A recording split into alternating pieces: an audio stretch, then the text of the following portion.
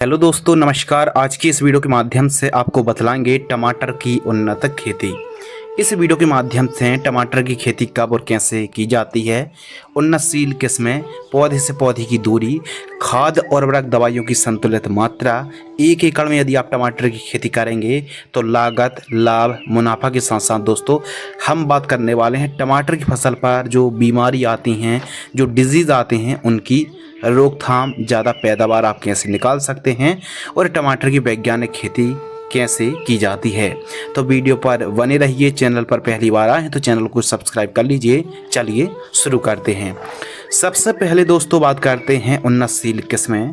तो जो वैरायटी हैं, हाइब्रिड वैरायटी के ऊपर बात करें तो जलवायु, भूमि, क्लाइमेट्स कंडीशन और राज्यों के हिसाब से, मौसम के हिसाब से जो वैरायटी होती हैं वो अलग अलग होती हैं। लेकिन भारत भर में काफ़ी अच्छा उत्पादन देने वाली किस्में, सभी प्रकार की भूमि, सभी राज्यों पर इन किस्मों को आप लगा सकते हैं। नंबर 1 सेमिनीज कंपनी की अभिलाष वैरायटी आती है, सिजेंटा कंपनी की साहो वैरायटी आती है और साथ ही यूएस एग्री सीड्स की SW1504 अर्का रक्षक और यूएस एग्री सीड्स की 1508 और हिम सोना जैसी वैरायटी को दोस्तों आप लगा सकते हैं। टाइमिंग के ऊपर बात करें तो वैसे तो आप 12 महीने टमाटर की खेती कर सकते हैं, लेकिन इसके लिए जो सही समय है बरसात के लिए जुलाई से अगस्त, गर्मियों के लिए अक्टूबर से दिसंबर के मध्य आप पौधरोपण कर सकते हैं। और जब भी आप पौधरोपण कर रहे हैं 25-30 दिन पहले आपको पौधशाला तैयार करनी पड़ेगी, नर्सरी तैयार करनी पड़ेगी। भूमि और खेत की तैयारी के ऊपर बात करें तो टमाटर की खेती वैसे तो सभी प्रकार की भूमि पर आप खेती कर सकते हैं, लेकिन काली भूमि, काली दोमट और चिकनी दोमट भूमि काफ़ी ज़्यादा टमाटर की फसल के लिए उपयुक्त मानी जाती है। मृदा की पीएच वैल्यू 5 से 7.5 तक चल जाती है, अधिक एल्कलाइन है। तो जब खेत की तैयारी कर रहे हों सल्फर की पूर्ति करें और सस्ते पर जिप्सम है, SSP जैसी खादों का आप इस्तेमाल कर सकते हैं जब खेत की तैयारी दोस्तों कर रहे हों। और खेत की तैयारी में 1 से 2 बार कल्टीवेटर, दक फेट तोतल से पहली और दूसरी प्लोइंग कराना चाहिए। खेत को एकदम समतल कराएं और मिट्टी को भुरभुरी कराने वाले यंत्र रोटावेटर, हैरो से ठीक तरीके से मिट्टी को भुरभुरी करा लेना चाहिए। अब खेत की तैयारी आपने कर ली, कम से कम 40 से 45 दिन की तेज़ धूप लगना बहुत ज़्यादा ज़रूरी है। उसके बाद ही आपको वेड तैयार करानी चाहिए। इस वीडियो के माध्यम से टमाटर की जो वैज्ञानिक खेती है, मल्टी ड्रिप में जो खेती की जाती है वही जानकारी शेयर कर रहे हैं। लेकिन फिर भी यदि आप साधारण तरीके से खेती करते हैं तो अभी काफ़ी हेल्प आपको मिलने वाली है इस वीडियो के माध्यम से, क्योंकि जो रोग बीमारी आती हैं उनका उपाय, इलाज, नियंत्रण भी इस वीडियो के माध्यम से दोस्तों आपको बतलाने वाले हैं। तो वीडियो पर बने रहिए। कुछ इस प्रकार जो खेत है एकदम समतल होना चाहिए, तारबंदी करा लीजिए और खेत के चारों साइड साफ सफाई होना चाहिए। तारबंदी के साथ साथ 5-7 फीट वाली ग्रीन नेट भी खींच लीजिए। अगले टॉपिक के ऊपर दोस्तों बात करते हैं तापमान। तो टमाटर की क्रॉप के लिए जो टेम्परेचर है न्यूनतम 14 से 15 और अधिकतम 35 से 36 डिग्री सेल्सियस का जो टेम्परेचर होता है काफ़ी अनुकूल माना जाता है।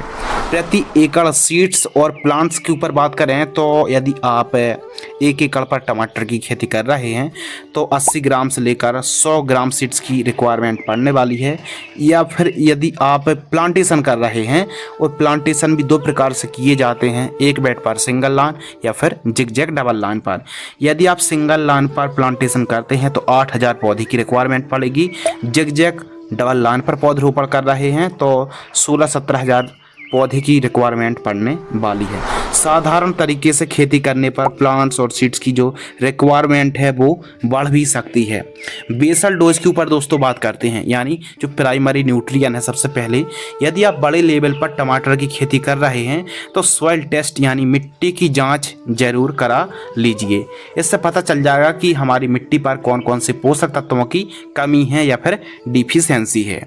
यदि भूमि हल्की है या फिर कम उपजाऊ है तो ऐसी कंडीशन पर जब आप बेड तैयार कर रहे हों DAP या फिर NPK 12-32-16 दोनों में से कोई एक 50 किलोग्राम, SSP पाउडर फॉर्म वाली 50 kilo, MOP muriate of potash 30 kilogram, और यदि दीमक की समस्या भी है तो फिर ऐसी कंडीशन पर फिप्रोनिल 0.3% GR दानेदार इंसेक्टिसाइड 3 किलोग्राम से लेकर 5 किलोग्राम या फिर क्लोरपाइरिफास 1 लीटर। और साथ ही 2 से 3 ट्राली गोबर की खाद का इस्तेमाल करिए जब आप बेड तैयार कर रहे हैं। बेड मेकर या फिर बेड राइजर से कुछ इस प्रकार आपको बेड तैयार कराना चाहिए। बेड से बेड की दूरी आपको 2.5 फीट रखनी चाहिए। बेड की चौड़ाई 2.5 से 3 फीट और बेड की ऊंचाई 1 फीट रखनी चाहिए। यदि आप बेड विधि से खेती कर रहे हैं तो ड्रिप लगाना भी बहुत ज़्यादा ज़रूरी है। ड्रिप एरीगेशन ड्रिप सिस्टम के ऊपर बात करें तो 16 mm ड्रिप को आप बिछवा सकते हैं एक बेड पर, जो कि आप वीडियो पर देख रहे हैं, इसे बेड कहते हैं। एक बेड पर सिंगल लाइन पर आप ड्रिप बिछवा सकते हैं। मल्चिंग पेपर एक प्लास्टिक का कवर होता है जो कि मल्च कहते हैं। मल्चिंग पेपर लगाने से कम सिंचाई की आवश्यकता होती है, फसल व्यवस्थित रहती है और दोस्तों खरपतवार का जमाव बिल्कुल भी नहीं होता है। काफ़ी ज़्यादा फायदे होते हैं। और मल्चिंग पेपर यदि आप 1 एकड़ में लगाएंगे तो तकरीबन 12-13 हज़ार रुपये के आसपास का खर्च आने वाला है। Plant distance and mulching paper में जो होल्स की अगर बात करें दोस्तों, तो आपको पौधरोपण करने से पहले मल्चिंग पेपर में होल्स करना बहुत ज़्यादा ज़रूरी है ड्रिप को बचाते हुए। कुछ इस प्रकार गर्म कोयले को भर करके आपको 2 इंची मल्चिंग पेपर में होल्स करना चाहिए ड्रिप को बचाते हुए। तो ध्यान से सुनिए दोस्तों, यदि आप पौधरोपण कर रहे हैं तो टमाटर की आप पौधरोपण जिगजैग भी कर सकते हैं और सिंगल लाइन पर भी कर सकते हैं। यदि आप जिगजैग कर रहे हैं तो पौधे से पौधे की दूरी 1.5 से 2 फीट और जिगजैग पौधरोपण करना चाहिए, यानी एक बेड पर डबल लाइन पर पौधरोपण करना चाहिए। तो इस कंडीशन पर 16,000 पौधे लगेंगे। सिंगल लाइन पर भी आप रोपण कर सकते हैं। पौधे से पौधे की दूरी 1.5 फीट रखनी चाहिए। एक बेड पर सिंगल लाइन पर पौधरोपण करना चाहिए। मल्चिंग पेपर में यदि आप जब होल्स कर रहे हों तो सिंचाई मत कीजिए। फिर जब मल्चिंग पेपर में होल्स हो जाएं फिर उसके बाद सिंचाई करिए, फिर पौधरोपण करिए। अगले टॉपिक के ऊपर बात करते हैं नर्सरी तैयार। अब नर्सरी तैयार करने की भी अलग अलग विधि हैं, मेथड हैं। सरल हों, किसान भाई अपने घर में पौधे तैयार कर लें सस्ते पर, एकदम साधारण तरीके से और व्यवस्थित तरीके से जड़ों का विकास हो। तो विधि अलग अलग हैं, साधारण विधि, बेड विधि, प्लास्टिक प्रो ट्रे विधि, डिस्पोजल विधि। सबसे ज़्यादा फेमस है प्लास्टिक प्रो ट्रे विधि, जो कि काफ़ी व्यवस्थित तरीके से, शानदार तरीके से पौधे तैयार हो जाते हैं प्रो ट्रे विधि में। तो प्लास्टिक प्रो ट्रे को आपको मार्केट से खरीद के लगाना है। आवश्यक सामग्री के ऊपर बात करें तो नारियल की खाद 25 kilogram, vermi compost 10 kilogram, fungicide भी लेना है आपको, जैसे CM75 जैसे UPL की साफ आती है, कार्बेंडाजिम प्लस मैंकोजेब 150 ग्राम लेना है। इसी कॉम्बिनेशन के साथ ह्यूमिक एसिड 100 ग्राम और प्लास्टिक जो प्रो ट्रे आती हैं दोस्तों, जो कि 100 से 104 होल्स वाली होती हैं, 75 से 80 पीस लगेंगी। तो उपयुक्त सभी खादों को ठीक तरीके से मिक्स कर लेना है, प्लास्टिक प्रो ट्रे में भर देना है और एक एक बीजों की आपको बुआई कर देनी है। अब जो कोकोपीट आती है उसको ठीक तरीके से पानी में भिगो लीजिए, फिर उसके बाद मिक्स करिए वर्मी कंपोस्ट के साथ और उसके बाद ठीक तरीके से बीजों की बुआई कर दीजिए कुछ इस प्रकार, एक एक बीजों की। और जैसे ही बीज ठीक तरीके से भर चुके हैं एक एक, उसके बाद मल्चिंग पेपर में 3-4 दिनों के लिए कवर करके रख दीजिए। गर्माहट हीट उत्पन्न होगी जिससे अंकुरण जर्मिनेशन काफ़ी अच्छा होता है, जो कि आप वीडियो पर देख रहे हैं। तो फंगीसाइड जो है, यदि हमारी नर्सरी पर फंगस लग रहे हैं तो फंगीसाइड स्प्रे करनी पड़ेगी। जैसे M45 है, मैंकोजेब 75% है, 15 ग्राम से लेकर 30 ग्राम के आसपास 15 लीटर पानी घोल करके स्प्रे करना चाहिए। पीलापन की समस्या भी आ जाती है कभी कभी नर्सरी पर, तो 19-19-19 से आपको 15 लीटर पानी में 30 ग्राम की दर से स्प्रे करना चाहिए। सकिंग पेस्ट हैं, यानी रस चूसक कीट परेशान कर रहे हैं, लीफ माइनर है तो इमीडा क्लोरोप्रिड 17.8%, SL इंसेक्टिसाइड 15 लीटर पानी 5 ml की दर से स्प्रे कर सकते हैं। तो इस प्रकार यदि आप नर्सरी तैयार करेंगे और नर्सरी जब तैयार आप कर रहे हैं तो झोपड़ी बना लीजिए या फिर कुछ इस प्रकार तंबू बना लीजिए। तो जो छाया है, मीडियम छाया होना बहुत ज़्यादा ज़रूरी है। यदि दोस्तों इस प्रकार आप पौधशाला में पौधे तैयार करते हैं तो जो नर्सरी है 20 से 25 दिन में नर्सरी तैयार हो जाएगी। बशर्ते प्रॉपर सुबह शाम आपको सिंचाई करनी पड़ेगी, प्रॉपर देखभाल करनी पड़ेगी। जब 4 से 5 इंच की नर्सरी हो जाए तब आपको पौधरोपण कर देना चाहिए। प्लांटेशन के ऊपर बात करते हैं तो प्लांटेशन किस प्रकार करना चाहिए। 2 दिन पहले से लेकर आपको जिस दिन प्लांटेशन करना है उस दिन तक आपको 2-2 3-3 घंटे की ड्रिप से सिंचाई जरूर करते रहें। फील्ड पर पर्याप्त मात्रा पर नमी होना चाहिए। जो आपकी नर्सरी है, अब नर्सरी इकट्ठी रहती है तो वहाँ पर आप इमीडाक्लोप्रिड है, कॉन्फिडोर है, थाइमोथोक्सोम है, इनका किसी भी एक कीटनाशक का या फिर नीम ऑयल का स्प्रे कर दीजिए, क्योंकि 10 दिन तक कोई भी स्प्रे नहीं जाएंगे आपकी फील्ड पर, तब तक हमारी फसल कीटों से प्रोटेक्शन रहे, फंगस से प्रोटेक्शन रहे। तो नर्सरी पर किसी भी कीटनाशक, नॉर्मल रेंज के कीटनाशक को स्प्रे कर दीजिए, पहली बात। दूसरी बात, पर्याप्त मात्रा पर नमी होना बहुत ज़्यादा ज़रूरी है। पौधरोपण हल्के हाथों से करना चाहिए और मल्चिंग पेपर पर जो पौधे का तना स्टेम है वो टच नहीं होनी चाहिए। इस प्रकार आप पौधरोपण करें, पौधा एकदम सीधा हो। जब पौधरोपण आपने कर दी उसके बाद कम से कम 1-1.5 घंटे आप सिंचाई करिए। सिंचाई करने से जड़ें ठीक तरीके से मिट्टी को पकड़ लेती हैं, पौधा सूखता नहीं, डंपिंग ऑफ की समस्या नहीं आती है। अब पौधरोपण हमने कर दी, प्रॉपर सिंचाई कर रहे हैं, लेकिन भूमि को जड़ें जल्दी पकड़ लें, पौधा जल्दी से जल्दी चाल पकड़ ले, बढ़वा ले ले, तो फिर उसके लिए ड्रिंचिंग करना बहुत ज़्यादा ज़रूरी है। कम से कम 2-3 ड्रिंचिंग करना बहुत ज़्यादा ज़रूरी है। इंसेक्टिसाइड, फंगिसाइड या फिर NPK घुलनशील खाद, माइक्रोन्यूट्रिएंट, ह्यूमिक एसिड की ड्रिंचिंग करने से काफ़ी अच्छी तरीके से जड़ों का विकास होता है। पौधरोपण करने के बाद सबसे ज़्यादा ज़रूरी होती हैं जड़ों का विकास होना।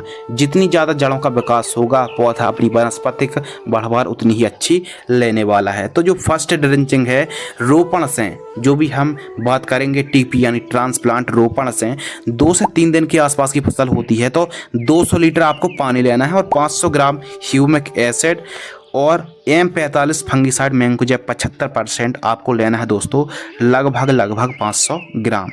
इन दोनों को ठीक तरीके से घोल लेना है और जड़ों के पास प्रति पौधा 50 से 100 ml की दर से आपको ड्रिंचिंग करना चाहिए।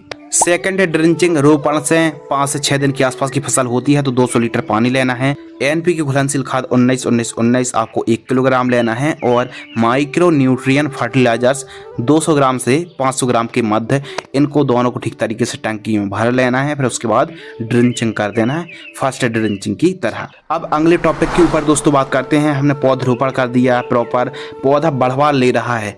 अगला जो महत्वपूर्ण वर्क है वो है टमाटर की बंधाई। टमाटर की बंधाई करना, शाखाएं वाले टमाटर की वैरायटी ही हमने आपको बतलाई है, उनका चुनाव करना है और टमाटर की प्रॉपर बंधाई करिए। अब बंधाई करने से हार्वेस्टिंग करने में आसानी होती है। पौधा यदि मिट्टी के पास पड़ा रहता है तो काफ़ी ज़्यादा फंगस लगते हैं और फसल भी अस्त व्यस्त रहती है। उत्पादन कम से कम लगभग दोस्तों 80% ज़्यादा उत्पादन देखने के लिए मिलता है यदि आप टमाटर की बंधाई करते हैं। तो टमाटर की बंधाई बम्बू यानी बांस पर आपको करनी चाहिए। तो आवश्यक सामग्री के ऊपर बात कर रहा हूँ, संपूर्ण जानकारी प्रति एकड़ की दर से शेयर कर रहा है। 1 एकड़ में 43,560 स्क्वायर फीट होते हैं। तो आवश्यक सामग्री के ऊपर बात करें तो बांस के टुकड़े अब कौन से मजबूत होना चाहिए, 1700 से 1800 बांस के टुकड़े 8 से 10 फीट लंबाई वाले और एकदम मजबूत होना चाहिए, क्योंकि वजन आने पर टूटे ना और ख़राब नहीं होना चाहिए। सुतली बंधाई के लिए आवश्यकता अनुसार कम से कम ये मान लीजिए 40 से 50 किलोग्राम सुतली की आवश्यकता पड़ेगी 1 एकड़ में। प्लास्टिक की जो रस्सी आती, पैड वायर आवश्यकता अनुसार, और तार की भी ज़रूरत पड़ सकती है जो कि आप वीडियो पर देख रहे हैं। इस प्रकार आपको बंधाई करनी चाहिए। जब फसल ट्रांसप्लांट से 10 से 12 दिन की हो जाए तब बांस का स्ट्रक्चर यानी मंडप तैयार करना चाहिए। यह पौधा की लंबाई 8 से 10 इंच के आसपास की हो जाए तब हमको स्ट्रक्चर तैयार करना चाहिए। और टमाटर की फसल पर 7-8 बंधाई की आवश्यकता होती है, और या यूं कह सकते हैं कि जैसे जैसे पौधे की लंबाई होती जाती है उस हिसाब से दोस्तों हमको टमाटर की बंधाई करनी पड़ती है। तो टमाटर की बंधाई किस प्रकार करना है आइए समझते हैं। सबसे पहले कुछ इस प्रकार सब्बल की मदद से 15-15 फीट की दूरी पर आपको गड्ढे करना है और एक बेड पर डबल लाइन पर आपको बांसों को गड़ाना चाहिए। अर्थात बांस से बांस की दूरी 10 से 15 फीट, और ये मान लीजिए एक बांस से दूसरे बांस की जो एक बेड पर गड़ रहे हैं उनकी दूरी 2 फीट रखनी चाहिए, और एक बांस से अगले बांस की जो दूरी है वो 15 फीट के आसपास रखनी चाहिए। यदि बांस मजबूत है तो 15 फीट, थोड़ा कमजोर है तो 10 फीट आपको दूरी रखनी चाहिए। इसके अलावा स्टार्टिंग और एंडिंग पॉइंट में कुछ इस प्रकार कैंची की आकृति में आड़े पर बांस लगाना है जो कि वजन को कंट्रोल करे, जिसे हम स्टे अथवा बांसों को आड़े में लगाने से जो वजन होता है वो कंट्रोल हो जाता है। उसके बाद दोस्तों सर्वप्रथम आपको बेड से लगभग 2 से 2.5 फीट ऊपर कुछ इस प्रकार जो पैड वायर रस्सी उसको खींचना है। उसके बाद जिग आपको बंधाई करनी चाहिए, यानी लेफ्ट साइड की जो रस्सी है राइट साइड का पौधा बंधाई करें और राइट साइड का जो पौधा है लेफ्ट साइड की रस्सी में बंधाई करनी चाहिए, यानी जिग जैग बंधाई करनी चाहिए। आजू बाजू की जो रस्सी होती हैं लेफ्ट राइट बंधाई करनी चाहिए। फिर उसके बाद इस प्रकार जो कि आप बंधाई देख रहे हैं ये फर्स्ट बंधाई कंप्लीट हो गई। और हाँ, खरपतवार मुक्त फसल रखनी है। जितनी ज़्यादा टमाटर की फसल पर आप साफ सफाई रखेंगे उतनी ही व्यवस्थित तरीके से आपको बढ़वार देखने के लिए मिलेगी। तो इस बात का ध्यान रखिए, कीट मुक्त फसल को रखना है। टमाटर की दूसरी बंधाई, पहली बंधाई से लगभग 15 से 20 दिन बाद आपको सेकंड बंधाई करनी चाहिए। जो पहली रस्सी है दोस्तों उससे 1.5 से 2 फीट ऊंचाई पर आपको दूसरी रस्सी पैड वायर को खींचना चाहिए और जो पैड वायर है वो 130 से 150 रुपये के आसपास कीमत देखने के लिए मिलता है।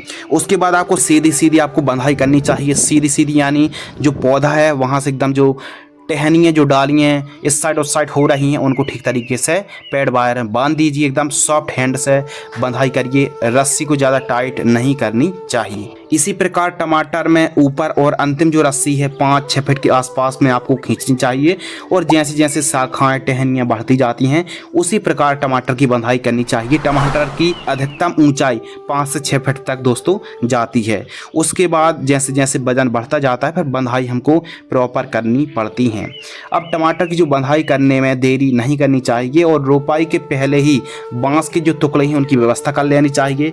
प्लांटेशन और बंधाई सफाई हार्वेस्टिंग के लिए मजदूर समय में मिल जाने चाहिए। आवश्यक सामग्री जो टमाटर की बंधाई पर लगती है उसकी व्यवस्था मैनेजमेंट पहले ही कर लेना चाहिए। टमाटर की जो ऊंचाई है 5 से 6 फीट तक रहती शाखाएं वाली जो टमाटर होती, बांस मजबूत हैवी होना चाहिए और अपने अनुभव विवेक का आपको इस्तेमाल करके टमाटर की खेती करनी चाहिए। सिंचाई के ऊपर दोस्तों बात करते हैं। सिंचाई भी बहुत ज़्यादा ज़रूरी है, तो किस प्रकार सिंचाई करनी चाहिए देखिए। गर्मियों के दिनों पर 4 से 5 दिनों के अंतराल पर फ्लैट एरीगेशन से ड्रिप से थोड़ा हल्का पानी देना पड़ता है, थोड़ा जल्दी यानी रोजाना या फिर 2-2 दिन का गैप रख के भी आप 1-2 घंटे सिंचाई कर सकते हैं। सिंचाई भूमि पर काफ़ी ज़्यादा डिपेंड करती है। यदि हल्की भूमि है थोड़ा जल्दी सिंचाई करनी पड़ेगी। काली मिट्टी थोड़ा सा अंतर रख के गैप रख के आपको सिंचाई करनी चाहिए। लेकिन ध्यान रखना जब आप सिंचाई कर रहे हैं तो एकदम गीला या फिर जो मॉइस्चर्स है वो ज़्यादा नहीं होना चाहिए। जड़ों के पास एकदम थोड़ा सूखा कर भी पानी देना बहुत ज़्यादा ज़रूरी है।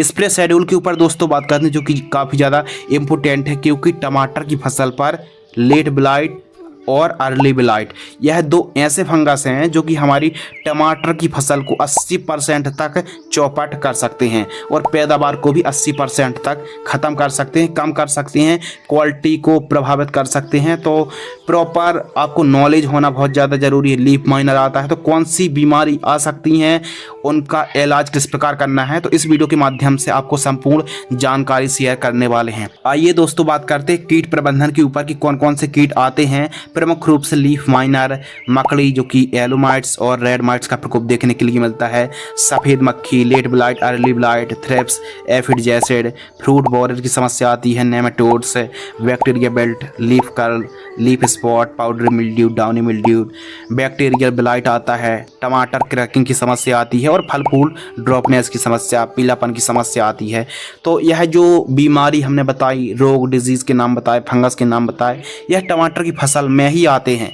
अब यदि कीट का प्रकोप हो जाता है या फिर फंगस का प्रकोप होता है तो उसे कैसे प्रोटेक्शन कर सकते हैं। लीफ माइनर के लिए जो कि आप फोटो पर देख रहे हैं, इन कॉम्बिनेशन को अप्लाई कर सकते हैं 15 लीटर की दर से। मकड़ी माइट्स, रेड माइट्स हो या फिर येलो माइट्स हो, माइट्स की समस्या है तो इनमें से कोई भी एक कॉम्बिनेशन को आप चला सकते हैं। इसके अलावा दोस्तों सफ़ेद मक्खी जिसे हम वाइट फ्लाई कहते हैं, इसकी रोकथाम भी आप कर सकते हैं स्टार्टिंग पर अलग, और यदि प्रकोप बढ़ता है तो उसके हिसाब से आप कॉम्बिनेशन को चला सकते हैं। इसके अलावा थ्रिप्स है, एफिड जैसिड है, इन तीनों का प्रकोप है तो इनमें से कोई भी एक कीटनाशक का स्प्रे कर दीजिए। फल छेदक की समस्या आती है जो कि फ्रूटिंग स्टेज पर काफ़ी ज़्यादा समस्या देखने के लिए मिलती है, तो इनमें से कोई एक कीटनाशक का स्प्रे वो भी 15 लीटर की दर से स्प्रे करना चाहिए और सिलिकॉन चिप को मिलाकर ही आपको स्प्रे करना चाहिए। इसके अलावा यदि ब्लाइट के ऊपर बात करें तो टमाटर की फसल पर पहले अर्ली ब्लाइट आता है, यानी जिसे अंगेती झुलसा कहते हैं, इनमें से कोई एक फंगिसाइड का स्प्रे कर दीजिए। लेट ब्लाइट आता है तो यानी जिसे पछेती झुलसा कहते हैं लेट ब्लाइट को, तो इनमें से कोई एक फंगिसाइड का आप स्प्रे कर दीजिए और बीच बीच में करते रहिए। बैक्टीरियल स्पॉट की समस्या आती है तो इसके लिए आपको जो डोज कॉम्बिनेशन दिखाया जा रहा है इनको अप्लाई कर सकते हैं। पाउडर मिल्ड्यू आता है, बैक्टीरिया बेल्ट आती है। अब बैक्टीरिया बेल्ट के लिए स्प्रे नहीं बल्कि आपको ड्रिंचिंग करनी पड़ेगी। रोको फंगिसाइड या फिर बायर की एलेट की आप ड्रिंचिंग कर सकते हैं और प्रिवेंटिव में जो ट्राइकोडर्मा आती है उसकी 200 लीटर पानी में मिक्स करके घोल करके आपको सॉइल एप्लीकेशन से चलाना चाहिए। टमाटर क्रैकिंग की यानी टमाटर फटने लगते हैं, इसके लिए बोरॉन और कैल्शियम नाइट्रेट को ड्रिप से आप चला सकते हैं जो कि डोज वीडियो पर देख रहे हैं। फल फूल की भी समस्या आती है, इसके लिए आप कॉम्बिनेशन देख ही सकते हैं। बढ़वार के लिए कोई एक प्लांट ग्रोथ प्रमोटर का स्प्रे कर दीजिए। फल फूल ड्रॉप हो रहे हैं या फिर फल झड़ने की समस्या आ रही है तो फिर कोई एक प्लांट ग्रोथ रेगुलेटर का आप स्प्रे कर सकते हैं। टमाटर की फसल पर दोस्तों कम स्प्रे करने पड़े या फिर थोड़ा सा हमारी फसल को कैसे प्रोटेक्ट कर सकते हैं, ज़्यादा कीटनाशक का स्प्रे ना करना पड़े, तो इसके लिए प्रॉपर आप नीला और पीला स्टिकी जो ट्रैप आते हैं, ब्लू और येलो जो ट्रैप आते हैं, उनका आपको 1 एकड़ में 20 फीस इंस्टॉलेशन कराना चाहिए। इसके अलावा लाइट ट्रैप आता है, बीच बीच में गेंदे की 2-4 लाइन लगा दीजिए। प्रॉपर ग्रीन नेट खींच के प्रॉपर साफ सफाई रखिए और खरपतवार कंट्रोल के लिए ज़्यादा बेहतर है कि रासायनिक की तुलना पर निराई गुड़ाई करें, साफ सफाई बनाए रखें और दोनों बेड के बीच में भी यदि खरपतवार उग जाते हैं तो वहाँ पर भी साफ सफाई करना बहुत ज़्यादा ज़रूरी होता है। तो इस हिसाब से दोस्तों आपको स्टार्टिंग पर नीम ऑयल है, इमीडाक्लोरपिड है, एसिटाइप्रिड है, इनके स्प्रे आप ले सकते हैं। बाकी जैसे जैसे फसल वृद्धि करती जाती है उस हिसाब से आपको स्प्रे शेड्यूल आवश्यकता अनुसार चलानी चाहिए। स्टार्टिंग पर महंगे कीटनाशक, फंगिसाइड या फिर टॉनिक स्प्रे की आवश्यकता बिल्कुल भी नहीं रहती है। यदि आप ऐसा करते हैं स्टार्टिंग पर ही, जब फसल छोटी स्टेज पर होती है, महंगे कीटनाशक का स्प्रे कर देते हैं तो फिर बाद में वही कीटनाशक काम नहीं कर पाती, कीटों पर रेजिस्टेंस पावर आ जाती है। यह था दोस्तों स्प्रे शेड्यूल। अब बात करते हैं फर्टिगेशन शेड्यूल यानी खाद का शेड्यूल। तो टमाटर की फसल पर यदि आप ड्रिप से खेती कर रहे हैं तो ट्रांसप्लांट से 45 दिनों के मध्य जो वनस्पतिक स्टेज रहती है, ऐसी कंडीशन पर 2 से 3 दिनों का अंतर रखना है। एक दिन में एक खाद छोड़ना है, जो कि आप फोटो पर देख रहे हैं। इन खादों को छोड़ सकते हैं लेकिन एक दिन में एक खाद, फिर 3 दिन का अंतर रखना चाहिए। टमाटर की फसल फूल की अवस्था में होती है तो फिर दोस्तों ये मान लीजिए 3-3 दिनों के अंतराल पर 2 किलोग्राम से लेकर 3 किलोग्राम की दर से आपको फास्फोरस युक्त खादों का या फिर जो खादें देख रहे हैं इनका इस्तेमाल करना चाहिए। टमाटर की फसल पर जो थर्ड कॉम्बिनेशन है फल की अवस्था पर होती है तो इन खादों को आप 3 से 4 किलोग्राम आपको 1 एकड़ में छोड़ना है, वो भी 4-4 दिनों की अंतराल पर ड्रिप सिंचाई से। तो जो कि आप फोटो पर देख रहे हैं, इन खादों को आवश्यकता अनुसार चला सकते हैं। जब फल की अवस्था पर टमाटर की फसल होती है तो पोटास युक्त खादों की काफ़ी ज़्यादा ज़रूरत पड़ती है। फूल की अवस्था पर फास्फोरस और वनस्पतिक स्टेज में नाइट्रोजन की काफ़ी ज़्यादा ज़रूरत पड़ती है। बीच बीच में फ्लावरिंग फ्रूटिंग स्टेज पर बोरॉन है, कैल्शियम नाइट्रेट है, माइक्रोन्यूट्रिएंट है, ह्यूमिक एसिड है, इनका भी बीच बीच में प्रयोग करते रहना चाहिए। इस प्रकार यदि आप टमाटर की व्यवस्थित तरीके से खेती करते हैं तो जो उत्पादन है 1 एकड़ में 50 से 60 टन के आसपास आप 1 एकड़ से प्रोडक्शन निकाल सकते हैं कम से कम। लाइफ साइकिल के ऊपर दोस्तों बात करते हैं, यदि आप बंधाई करते हैं, मल्चिंग ड्रिप में खेती करते हैं, व्यवस्थित तरीके से वैज्ञानिक खेती करते हैं तो 8 से 9 महीने बड़े आराम से टमाटर की फसल चल जाती है। बाजार भाव हमेशा फ्लेक्सिबल रहता है, 5 रुपये से लेके 40-50 रुपये केजी तक का रेट देखने के लिए मिल जाता है। अब बाजार भाव किसानों के हाथ में नहीं है, किसानों के हाथ में है फसल तैयार करना। तो फसल कैसे तैयार करना चाहिए वीडियो के माध्यम से जानकारी शेयर कर रहे हैं। बाजार भाव के बाद दोस्तों हम बात करते हैं लागत कि यदि इस तरीके से टमाटर की खेती करते हैं तो कितनी लागत लगेगी। सभी जो खादें हैं, जो स्प्रे हैं दोस्तों, क्योंकि स्प्रे नहीं करेंगे तो टमाटर की फसल पर late blight, early blight, fungus और रोग बीमारियों से ग्रस्त पौधा हो जाएगा। तो जो लागत लगने वाली है वो 1,40,000 से 1,50,000 रुपये के आसपास लागत लगने वाली है। मुनाफा के ऊपर दोस्तों बात करते हैं, यदि 12 रुपये का रेट मिल जाता है यानी 1200 रुपये क्विंटल और 60 टन यानी 600 क्विंटल ही पैदावार मान लेते हैं तो 1200 में 600 का इंटू कर देंगे तो 7,20,000 रुपये के आसपास हमारा मुनाफा आ गया। अब 1.5 लाख रुपये यानी 1,50,000 रुपये हम माइनस कर देंगे तो 5,70,000 रुपये के आसपास नेट प्रॉफिट आ गया।